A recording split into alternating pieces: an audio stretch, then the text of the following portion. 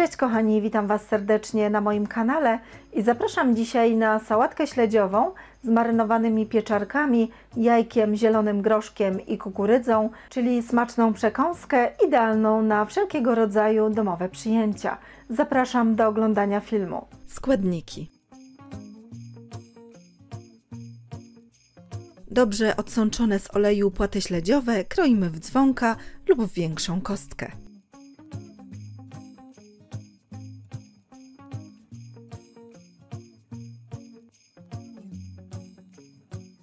Pokrojone śledzie wrzucamy do miski. Marynowane pieczarki kroimy na mniejsze kawałki, a następnie dodajemy do śledzi.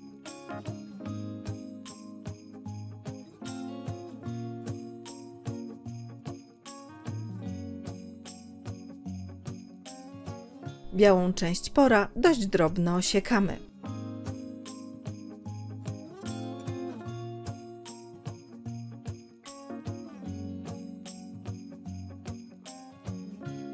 Posiekanego pora wrzucamy do śledzi i pieczarek. Ugotowane na twardo jajka kroimy w większą kostkę i dodajemy do pozostałych składników sałatki.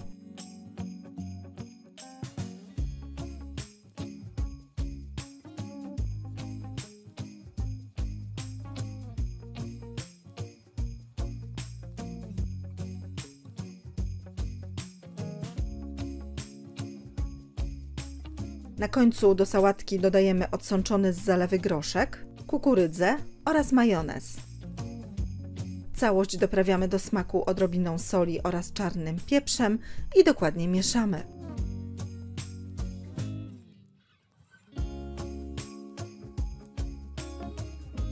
Tak przygotowaną sałatkę wstawiamy do lodówki na pół godziny, aby wszystkie smaki się przegryzły. Po więcej pysznych przepisów zapraszam na mój kanał Smakowite Dania oraz na stronę smakowitedania.com.